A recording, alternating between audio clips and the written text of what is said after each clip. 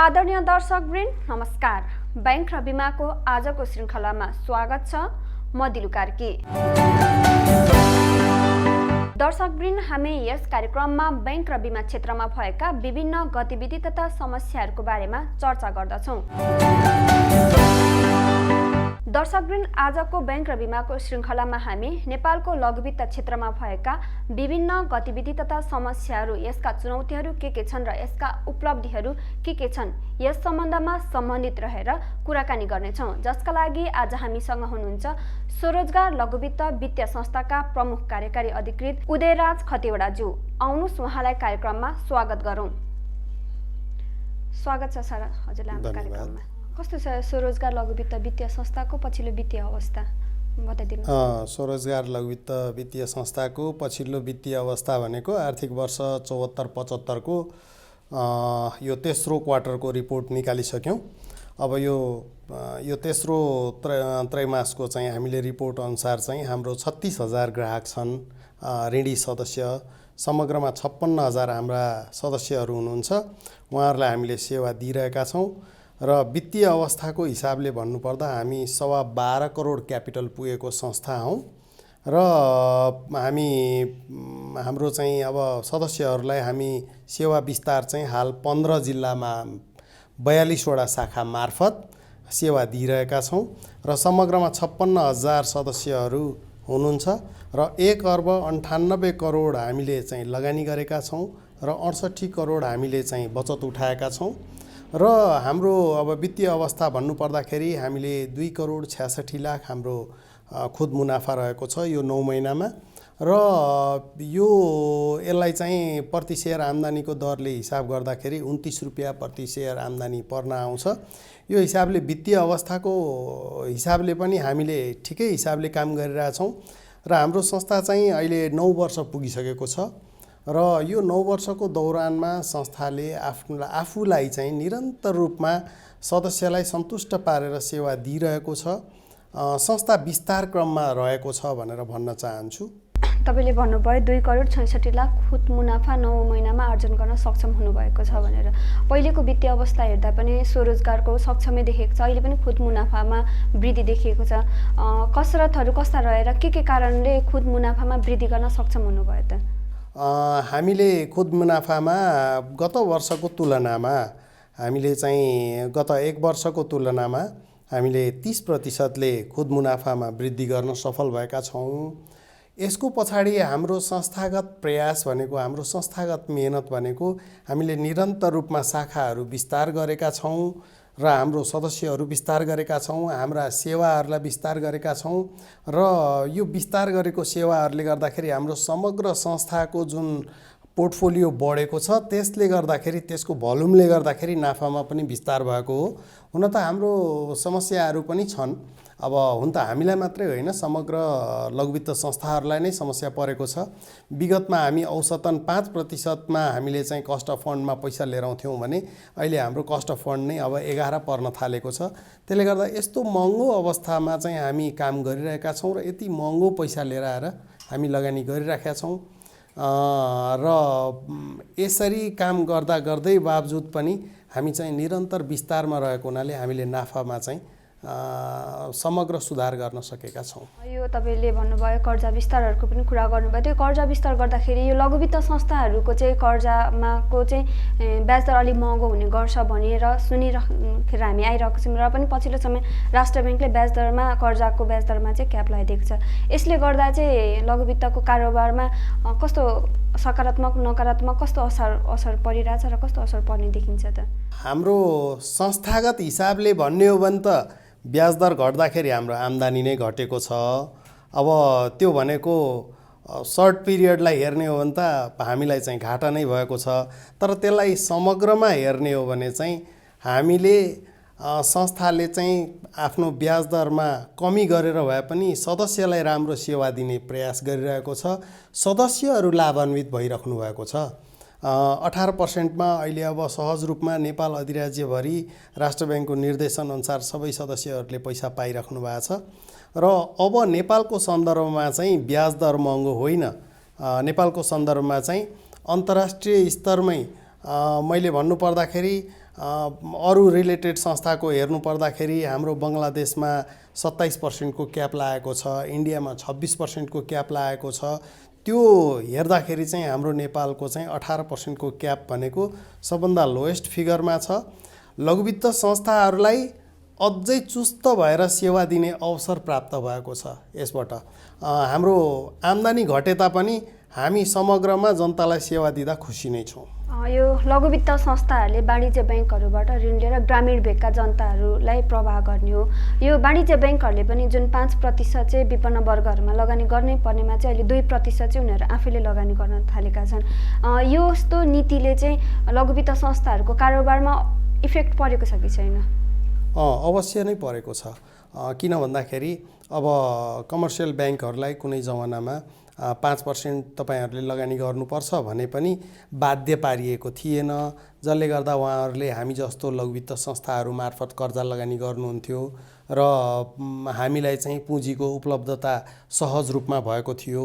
अहिले आएर अब विभिन्न कमर्सियल ब्याङ्कहरूले आफैले लगानी गर्नुपर्ने हुँदा उहाँहरूले चाहिँ आफ्नो संरचना तयार गर्न थाल्नु भएको छ र आफ्नो संरचना तयार गरेर उहाँहरूले चाहिँ लगानी गर्न थाल्दाखेरि अब हामीलाई पुँजीको अभाव चाहिँ हुँदैछ। अब यो हरेक समस्याहरूलाई चिर्दै अगाडि बढ्ने हुनाले हामी आगामी दिनमा अब कमर्सियल ब्याङ्कले आफैले चाहिँ विपन्न वर्ग लगानी गर्छ भने हामीले काम गर्न चाहिँ हामीलाई पब्लिक डिपोजिट चाहियो भनेर हामी राष्ट्र ब्याङ्कलाई अनुरोध गरिरहेका छौँ र आन्तरिक बचतहरू पनि बढाइराखेका छौँ।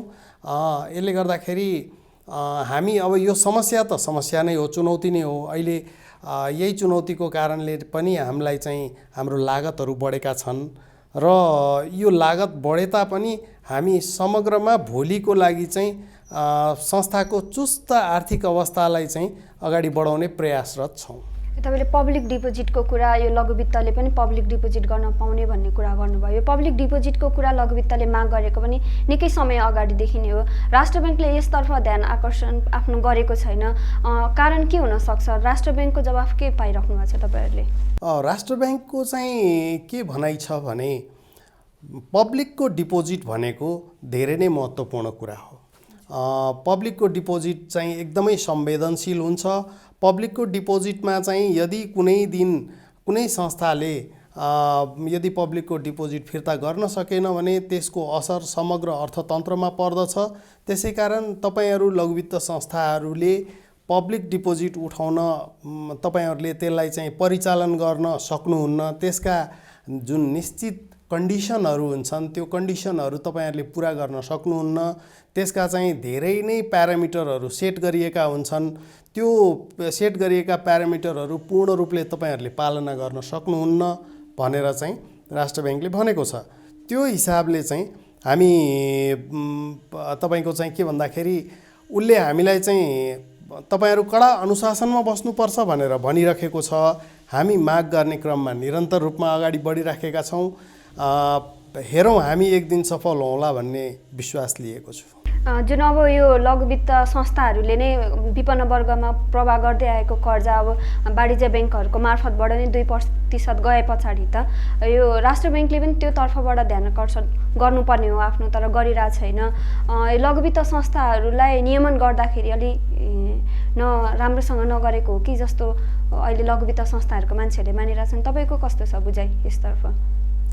एकदमै अब हामी हुन त नेपालमा समग्र रूपमा लघुवित्त संस्थाहरूको विस्तार भएको चाहिँ नेपाल राष्ट्र ब्याङ्ककै अगुवाईमै भएको हो। नेपाल राष्ट्र ब्याङ्कले चाहिँ एउटा चाहिँ के भन्दाखेरि सकारात्मक खालको वातावरण बनाइदिएको हुनाले लघुवित्त संस्थाहरू फस्टाएका हुन्। अब हामीले नेपाल राष्ट्र ब्याङ्कले चाहिँ पोलिसी बनाइदिएन भन्न मिल्दैन। मैले मेरो बुझाइमा चाहिँ अन्तर्राष्ट्रिय स्तरमै नेपाल राष्ट्र ब्याङ्कले चाहिँ लघुवित्तलाई कन्ड्युसिभ इन्भाइरोमेन्ट बनाइदिएको छ, फेभरेबल इन्भाइरोमेन्ट बनाइदिएको छ र राम्ररी काम भइराखेको छ। मात्र के भन्दाखेरि अहिलेको केही कठिनाइहरू अब यो अहिले चाहिँ लिक्विडिटी क्रन्चहरूले गर्दाखेरि पनि अलिकति अप्ठ्यारो भएको हो। राष्ट्र ब्याङ्कले कमर्सियल ब्याङ्कलाई चाहिँ विपन्न वर्गमा 2% आफै पुर्याउनुपर्छ भन्ने जुन नीति दिएको हो त्यो नीतिले चाहिँ अलिकति हामीलाई प्रत्यक्ष रूपमा अप्ठ्यारो चाहिँ परेको छ। अब त्यो बाहेक हामी आफै पनि सफल रूपमा चाहिँ लघुवित्त इन्डस्ट्रीलाई डोर्याउन सक्छौँ जस्तो मलाई लाग्छ।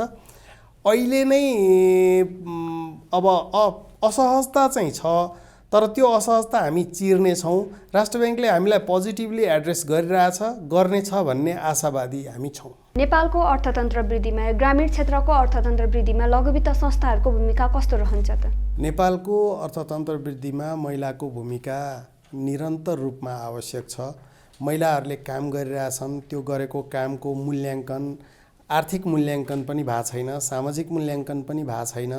ती मूल्याङ्कन हुनुपर्छ। त्यसको साथसाथै म चाहिँ के भन्न चाहन्छु भने महिलाको समग्र रूपमा सामाजिक, आर्थिक र सांस्कृतिक वृद्धिको लागि पनि लघुवित्त क्षेत्रले काम गरिराखेको छ। सामाजिक उन्नतिको लागि काम गरिरहेछ। कसरी भन्दा महिला घरबाट बाहिर निस्किन पाएका छन्, काम गरिरहेछन्। आर्थिक उन्नतिको लागि त एकदमै स्वाभाविक रूपले तपाईँहरूले पनि देखिरहनु भएको छ, हामी कर्जा दिन्छौँ, त्यसबाट व्यावसायिक अवसरहरू सिर्जना भएका छन्। सांस्कृतिक अवस्थामा पनि उन्नति भएको छ। समग्र रूपमा महिलाहरूले चाहिँ काम गर्न सक्छन् भन्ने सामाजिक सोचमा वृद्धि हुँदैछ है। र यसरी यो महिलाको सामाजिक, आर्थिक र सांस्कृतिक उन्नतिमा यसले काम गरिरहेछ। तर अझै पनि लघुवित्तले के गर्यो भनेर कसैले सोध्नुभयो भने मैले के भन्न चाहन्छु भने एउटा महिलाले काम गर्न चाहँदाखेरि कुनै, मैले एउटा ग्रामीण क्षेत्रको एउटा चाहिँ चरित्र चित्रण, एउटा बुहारीको चरित्र चित्रण गर्न चाहन्छु। एउटा सामान्यतया महिला विवाह भएर आएपछि आज पनि हाम्रो समाजमा बुहारीको काम भनेको भात भान्सा मात्रै देखिएको छ। व्यावसायिक क्रियाकलापमा बुहारीको संलग्नता मान्छेले परिकल्पनै गरेका छैनन्। हामी के परिकल्पना गरिरहेछौँ भने म एउटा चाहिँ मात्र चरित्र चित्रण गर्न चाहन्छु एउटा बुहारीको। कुनै बुहारी घरमा आइन्, 6 महिना वर्ष दिनसम्म उनले बुहारीकै जिम्मेवारीमा चाहिँ भात भान्सामा अल्झिएपछि व्यावसायिक क्रियाकलाप उनले यदि सोचिन् भने पनि त्यो गर्नलाई उनलाई धेरै खालका अवरोधहरू सृजना गर्नुपर्छ। सामाजिक अवरोध, बुहारीको कमाइ खान हुन्न भन्ने अथवा महिलाले काम गर्नुहुन्न भन्ने खालका सामाजिक अवरोधहरू हुन्छन्। आर्थिक अवरोध, पैसा काम गर्नलाई उसलाई चाहिँ आर्थिक अवरोध हुन्छ, पैसा हुँदैन।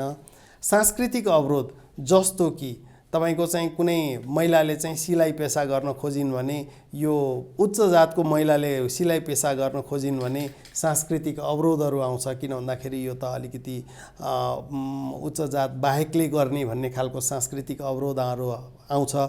त्यस्ता अवरोधहरूलाई हामी लघुवित्तले चाहिँ एकमुष्ट रूपमा समाधान गरिदिएका छौँ।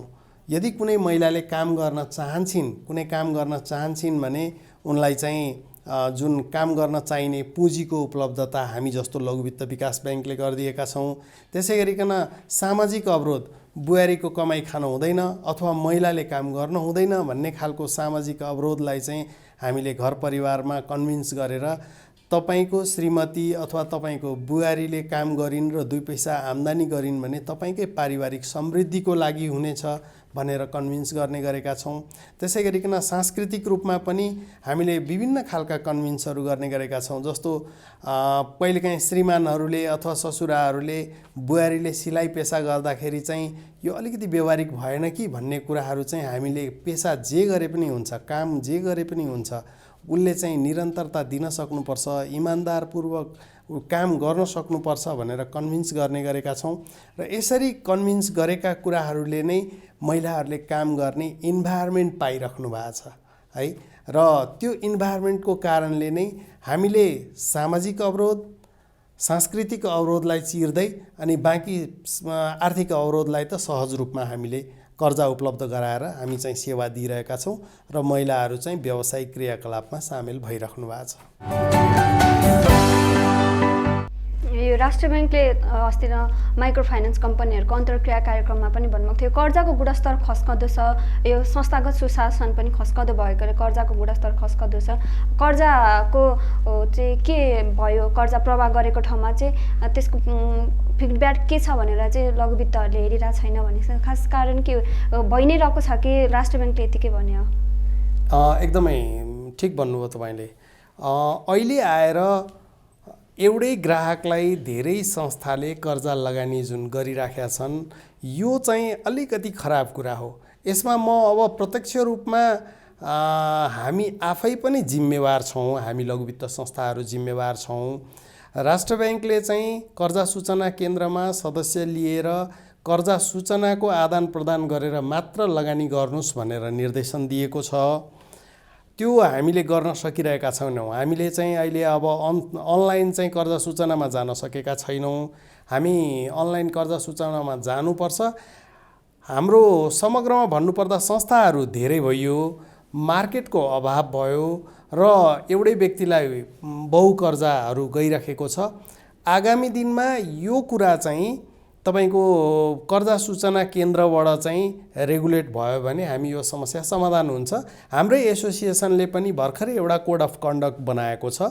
त्यो कोड अफ कन्डक्ट के बनाएको छ भने कुनै पनि व्यक्तिले बिना धितो कर्जा चाहिँ नेपाल राष्ट्र ब्याङ्कको लिमिटभन्दा ननागुन् र त्यस्तो लिमिट चाहिँ 3 भन्दा बढी संस्थाबाट नलिउन् भन्ने हिसाबले चाहिँ एउटा कोड अफ कन्डक्ट बनाएको छ। त्यसलाई हामी पालना गर्ने क्रममा जाँदैछौँ। तपाईहरूले कर्जा प्रवाह गर्दाखेरि जुन विपन्न वर्गहरूमा कर्जा प्रवाह गर्नुहुन्छ, निश्चित दायरामा उनीहरूलाई त बिना धितो पनि कर्जा प्रवाह गरिराख्नु छ। त्यसको उनीहरूले अब कर्जाको दुरुपयोग गर्दाखेरि कारोबारमा कतिको जोखिम हुन्छ? तपाईँहरूले अब कर्जा फेरि रिटर्न पाउनको लागि अहिलेसम्म कतिको जोखिम वहन गरिराख्नु भएको छ त? यो के भन्दाखेरि वास्तवमा ग्राहकले नजानेर पनि धेरै ठाउँबाट कर्जा लिइरहेका छन्। एकातिर संस्थाहरूको पनि आफ्नो अलिकति व्यापार बढाउने होडबाजी पनि हो यो, र ग्राहकले पनि नबुझेर कर्जा लिइरहेका छन्। यहाँ वित्तीय शिक्षाको आवश्यकता छ, फाइनेन्सियल एजुकेसनको आवश्यकता छ, एकदमै वित्तीय चेतनाको आवश्यकता छ। अब नेपालको सन्दर्भमा भन्ने हो भने आजको मितिसम्ममा पनि 1% भन्दा माथि खराब कर्जाहरू छैनन् लघुवित्त संस्थाको हकमा, र त्यसले गर्दाखेरि समग्र रूपमा लघुवित्त इन्डस्ट्रीहरू ठुलो जोखिममा चाहिँ अहिलेसम्म गइसकेका छैनन्। र हाम्रै स्वरोजगारको बारेमा भन्नुपर्दाखेरि हाम्रो खराब कर्जा चाहिँ 0.5% भन्दा तलै छ, र यसरी हामी चाहिँ निरन्तर रूपमा आफूलाई चाहिँ के भन्छ भन्दाखेरि ग्राहकलाई चाहिँ अप्ठ्यारो अवस्थामा नपर्ने गरेर हामी चाहिँ रेस्पोन्सिबल फाइनेन्सिङ गरिरहेका छौँ। हाम्रो खराब कर्जा कम हुनुमा हामी सानो कर्जामा विश्वास गर्छौँ, सदुपयोगतामा विश्वास गर्छौँ, र हामी कर्जा सूचना लिएर लगानी गर्ने प्रक्रियामा लागेका छौँ। त्यसले गर्दाखेरि पनि एक हदसम्म हामी यो कर्जा जोखिमको अवस्थाबाट अलिकति सहज अवस्थामै छौँ। आज पनि धेरै ठुलो अवस्थामा त गइसकेका छैनौँ। आगामी दिनमा हुन त हामीले मात्रै सेफ ड्राइभ गरेर भएन, अरू संस्थाहरूले कहिलेकाहीँ चाहिँ अलिकति अनसेफ ड्राइभ गर्दाखेरि हामीले 50,000 दिएको ठाउँमा अर्कोले 1.5 लाख दिँदाखेरि चाहिँ ग्राहकको कर्जा जुन चलाउन सक्ने क्षमता नागेपछि ग्राहक चाहिँ जोखिममा पर्या हुनाले त्यसको जोखिमको असर चाहिँ हामी कहाँ पनि पुगेको छ। लघुवित्तहरूले नै आफूले कर्जा प्रवाह गर्दाखेरि त्यसमा सतर्कता अपनाउनु पर्यो भन्नु एकदमै हो। एकदमै लघुवित्त संस्थाहरूले कर्जा प्रवाह गर्दाखेरि ग्राहकको सदुपयोगताको अवस्था, ऋणको उसको चाहिँ तिर्न सक्ने आधार, उसको चाहिँ पास्ट क्रेडिट हिस्ट्री, यी सबै हेरेर दिनुपर्नेमा अलिकति हतारो गरेर लगानी गरेर देखिन्छ। तर आगामी दिनमा यदि सिआइबी आइसक्यो भने कर्जा सूचना केन्द्र सिआइसी भनिन्छ, क्रेडिट इन्फर्मेसन सेन्टर, उसको अनलाइन सिस्टम हामीले लिन सक्यौँ भने त्यो अनलाइन सिस्टम मार्फत 50,000 भन्दा माथिको चाहिँ सूचना अनिवार्य रूपमा लिएर लगानी गर्ने हो भने 2टा पोलिसीले अब ठ्याक्कै रोक्नेवाला छ। हाम्रो एसोसिएसनले बनाएको पोलिसी राष्ट्र ब्याङ्कको लिमिटभन्दा एउटा व्यक्तिले बिना धितो माथि नजाने र 3टा भन्दा बढी संस्थाले कर्जा लगानी नगर्ने भन्ने, एक व्यक्तिले 3टा लघुवित्त संस्थाभन्दा बढीले लगानी गर्न नपाउने। यो हुनासाथ आगामी दिनमा फेरि यो अलिकति जुन अलिअलि यो धमिलो अवस्था छ, यो धमिलो अवस्था घट्ला भन्ने। यस्तो हुँदाखेरि त लघुवित्त संस्थाहरूको ग्राहक सङ्ख्या पनि कम हुने भयो नि त? ग्राहक सङ्ख्या कम हुन सक्छ, केही सङ्ख्यामा कम हुन सक्छ, तर आगामी दिनमा विस्तारका ठाउँहरू पनि छन्। किन भन्दाखेरि अहिलेसम्म तपाईँको चाहिँ वित्तीय सेवा भनेको 40% मात्रै पुगेको छ। अझै 60% वित्तीय सेवाबाट चाहिँ पहुँचबाट बाहिर छन्। उनीहरूमा अझै वित्तीय सेवा पुर्याउनै बाँकी छ। लघु वित्त संस्थाहरूले 60% नेपाली जनताहरूलाई चाहिँ ब्याङ्किङ पहुँचमा ल्याउने आश छ। एकदम हामी प्रयास गरिरहेछौँ। हामी निरन्तर रूपमा ग्रामीण भेगमै छन् 60% जनताहरू चाहिँ। एकदमै यो अहिले युवा यो स्वरोजगार लघु वित्त संस्था यसले अब स्थापना को पनि 9 वर्ष पुरा गरिसक्यो। यो 9 वर्षको कालान्तरमा चाहिँ कति युवाहरू कति नेपाली जनताहरू चाहिँ स्वरोजगार बनाउन सक्षम भयो त स्वरोजगार लघु वित्त संस्था? एकदमै धन्यवाद। यसको मापन चाहिँ हामीले गरेका छैनौँ अहिलेसम्म, तर लगभग के जस्तो लाग्छ भने हामीसँग विगत कम्तीमा पनि 3 वर्ष निरन्तर रूपले कसैले सेवा लिएको छ भने उनीहरू चाहिँ के भन्छ भने स्वावलम्बी बन्न सफल भएका छन्। अहिले अब हामीले मापन चाहिँ गरिसकेका छैनौँ, त्यसैले गर्दाखेरि अहिले ठ्याक्कै म डाटा दिन चाहिँ सक्दिनँ। तर समग्रमा ग्रामीण क्षेत्रमा हामीले पुर्याएको पुँजीले महिलाहरूको आय अवस्थाहरू बढिरहेको छ। यसरी तपाईँहरूले कुन कुन सेक्टरमा चाहिँ स्वरोजगार हुनको लागि, स्वरोजगार भनौँ या ग्रामीण भेगका जनताहरूको चाहिँ आर्थिक उन्नतिका लागि, आर्थिक वृद्धिका लागि चाहिँ प्रायोरिटी कुन कुनमा छ त? कर्जा लगानी गर्दाखेरि चाहिँ पहिलो प्राथमिकतामा कृषि क्षेत्रलाई हो कि या अरू क्षेत्रलाई पनि हुन्छ?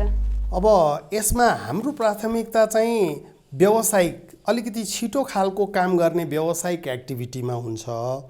अब के भन्छ भन्दाखेरि कृषिले अलिकति रिटर्न दिन 2 महिना 3 महिना समय लगाउँछ। व्यावसायिक एक्टिभिटीले चाहिँ तत्कालै तपाईँको चाहिँ रिटर्नहरू दिइराखेको हुन्छ।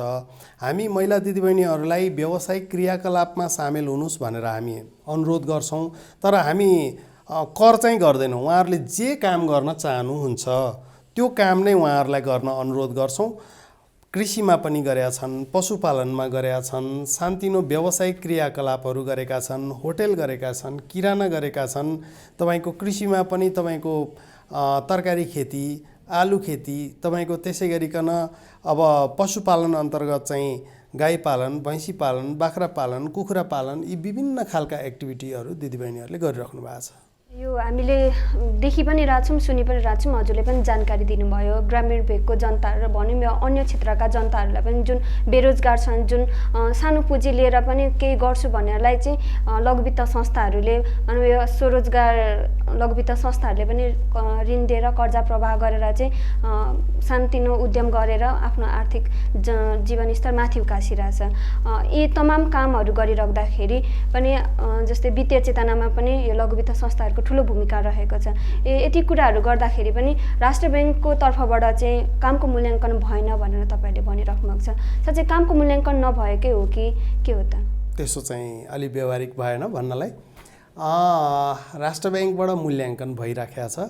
राष्ट्र ब्याङ्कले बनाउनु पर्ने नीति निर्देशनहरू बनाइराखेको छ, दिइराखेको छ। हामी लघु वित्त संस्थाहरूले नै एउटा चाहिँ साझा आचार संहिता बनाएर काम गरिसकेपछि यी समस्याहरू पक्कै समाधान हुनेछन्। राष्ट्र ब्याङ्कले समग्रमा त लघु वित्तलाई चाहिँ फस्टाउने वातावरण नै दिएको छ। अब हाम्रो अन्तिममा चाहिँ 2-3 वटा मागहरू छ राष्ट्र ब्याङ्कसँग, मिलेसम्म पब्लिक डिपोजिट उठाउन पाऊँ। त्यसै गरिकन हामीलाई चाहिँ अर्को पनि एउटा माग छ। के छ भन्दाखेरि हामीलाई चाहिँ 18% क्याप त लगाइयो, त्यसमा हामीलाई आपत्ति छैन। तर हामीलाई बजारबाट अहिले जुन हामीले यो विपन्न वर्ग कर्जा भनेर थोक रूपमा लिनुपर्ने छ, यसमा चाहिँ कमर्सियल ब्याङ्कहरूले आफ्नो बेस रेटमा पनि केही उनीहरूले चाहिँ प्रिमियम चार्ज गरेर हामीसँग जुन ब्याज लिइराख्नु भएको छ, त्यसमा चाहिँ त्यो बेस रेटमा चाहिँ प्रिमियम नलिने अथवा बेस रेटभन्दा तलमा पनि कर्जा दिन सक्ने अवस्था चाहिँ कायम होस् भन्ने हाम्रो चाहना छ राष्ट्र ब्याङ्कसँग। योभन्दा अरू हामीले गर्ने हो। राष्ट्र ब्याङ्कले त एउटा चाहिँ व्यवहारिक नीति मात्रै बनाइदिने हो, त्यो नीति बनाइदिएको छ। यो अहिले पछिल्लो समय चाहिँ लघु वित्त क्षेत्रमा पनि नयाँ आउने कम्पनीहरूको सङ्ख्या पनि बढ्दो छ। पछिल्लो समय 64वटा पुगेको छ। यो तमाम यो लघु वित्त बजारमा हामीले आम उपभोक्ता भएर भनौँ यहाँनिर सेवाग्राही भएर चाहिँ यो स्वरोजगार लघु वित्त संस्थामा आउनुको कारणहरू चाहिँ हामी के भेट्न सक्छौँ त? अब थुप्रै संस्थाहरू छन्। अब सबै संस्थाले आफ्नो सेवा चाहिँ विस्तार गरिराख्नु भएको छ। हामी कहाँ आउनुको पछाडि चाहिँ महिला सदस्यहरूले स्वरोजगारसँग कारोबार गर्नुको पछाडि चाहिँ अब ब्याज दर त अहिलेको अवस्थामा सबैको बराबर छ, तर हामी चाहिँ महिला दिदीबहिनीहरूलाई अलिकति छिटो छरितो कर्जा दिने काम गरिराखेका छौँ। त्यसै गरिकन हामीले महिला दिदीबहिनीहरूको क्षमता अभिवृद्धिको लागि केही बढी काम गरिरहेछौँ। हामी विभिन्न खालका तालिमहरू, अध्ययन भ्रमणहरू हामी चाहिँ महिला दिदीबहिनीहरूलाई चाहिँ फेसिलिटेट गरिराखेका छौँ। त्यसले गर्दाखेरि पनि स्वरोजगारमा बस्दाखेरि कर्जा मात्रै होइन, कर्जाको साथमा सिप अभिवृद्धिका तालिमहरू पनि पाइन्छ भनेर बसिराख्नु भएको छ। यिनै कारणहरूले गर्दाखेरि हामी स्वरोजगार लघु वित्त संस्थाहरूमा आबद्ध हुन सक्छौँ भन्न मिल्छ हामीले। एकदमै महिलाहरू स्वरोजगारमा किन त भन्ने कुराको जवाफमा स्वरोजगारको सेवा सुविधा अरूभन्दा अलिकति सहज छ, छिटो कर्जा पाइन्छ। त्यसै गरिकन स्वरोजगारमा कर्जै लिनुपर्छ भन्ने बाध्यकारी अवस्था पनि छैन। अलिकति केही प्रडक्टहरूमा पनि फरक अवस्थाहरू छ। अब यो ब्याङ्किङ हो, यो ब्याङ्किङमा चाहिँ कर्जा भएपछि कर्जा लिएर यदि कुनै बेला चाहिँ दिदीबहिनीहरूसँग आफूसँग सरप्लस एमाउन्ट छ भने तिर्न पाउने भन्ने एउटा नियम पनि छ हामी कहाँ। त्यसले गर्दाखेरि पनि दिदीबहिनीहरूलाई सहज भएको छ। उहाँहरूले हामीसँग लिएको पैसा जतिखेर पनि तिर्न सक्नुहुन्छ। हामीसँग जतिखेर पनि उहाँहरूले इन्क्वायरी गर्न सक्नुहुन्छ, आफ्नो ब्यालेन्सहरू इन्क्वायरी गर्न सक्नुहुन्छ। बचत फिर्ताको लागि पनि हामी सहज रूपमा फ्लेक्जिबल छौँ। त्यसको साथै मैले अघि पनि यहाँलाई क्लियर गरेका थिएँ, तालिमहरूको लागि महिला दिदीबहिनीहरू बस्नु भएको छ। त्यसै गरिकन हामी महिला दिदीबहिनीहरूलाई निरन्तर मोटिभेसन पनि गरिराखेका छौँ। उहाँहरूको व्यापार व्यवसायलाई हामी मोटिभेट गर्छौँ। आफ्नो अमूल्य समय दिएर हाम्रो कार्यक्रममा आइदिनु भयो, त्यसको लागि धेरै धेरै धन्यवाद हजुरलाई। हस्, तपाईँलाई पनि केही कुराहरू राख्ने मौका दिनुभएकोमा धन्यवाद व्यक्त गर्दछु।